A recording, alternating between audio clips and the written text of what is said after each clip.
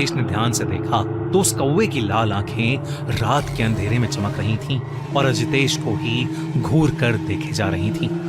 अजितेश ने अगली सुबह उठते ही अपनी उंगली पर एक कट लगाया और अपना खून दानों पर लगाकर कौवों के खाने के लिए रख दिया, लेकिन कोई भी कौवा नहीं आया। वो किसी से कुछ नहीं बोलता था।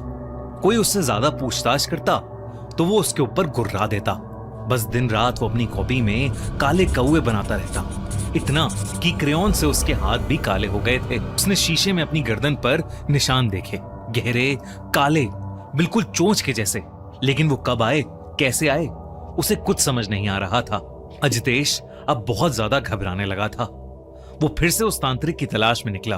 तांत्रिक की झोपड़ी का दरवाजा थोड़ा सा खुला हुआ था। अंदर से कोई आवाज नहीं आ रही थी, बाहर भी कोई नहीं था। आंगन बिल्कुल सुनसान था। पर अजितेश जब अंदर गया तो उसके रोंगटे खड़े हो गए। वो तांत्रिक जमीन पर अधमरा सा पड़ा था। उसके शरीर पर गहरे निशान थे, चोंच के, पंजों के। कपड़े फटे हुए थे और उसके चारों ओर कौवे ही कौवे थे। तांत्रिक अधमरी हालत में भी अजितेश को देखते ही उस पर चिल्ला पड़ा, मूर्ख, तेरी वजह से आज मेरी ये हालत है, निकल जा यहां से, वो अब तुझसे सब कुछ छीन लेंगे।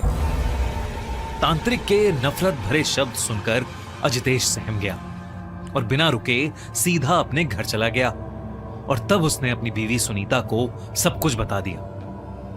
उस रात आसमान में गहरे काले बादल छा गए। पहले एक कौवा आया, फिर 10, फिर 100, फिर इतने कि आसमान का रंग ही बदल गया।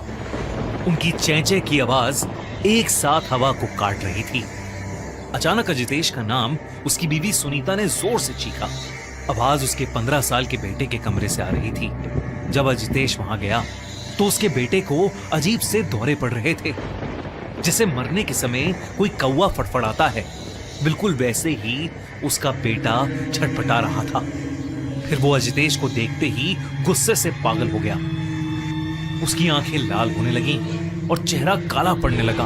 अचानक उसके होंठ एक कौवे जैसे चोंच में बदल गए और उसने अजितेश के ऊपर हमला करना शुरू कर दिया। ये देखकर सुनीता की चीख निकल गई, लेकिन वो तब तक नहीं रुका जब तक अजितेश की सांसें खत्म नहीं हो गईं। और तभी अचानक से उनके घर के अंदर सैकड़ों कौवे घुस आए और अजितेश के शरीर से उसका मांस नोचने लगे। ये सब देखकर सुनीता की रूह कांप उठी थी। उसके बाद अजितेश का बेटा बेहोश हो गया और बिल्कुल पहले की तरह नॉर्मल दिखने लगा। वो उसी रात अपने बेटे के साथ हमेशा हमेशा के लिए वो घर छोड़कर चली गई और फिर कभी लौटकर उस घर में वापस नहीं आई।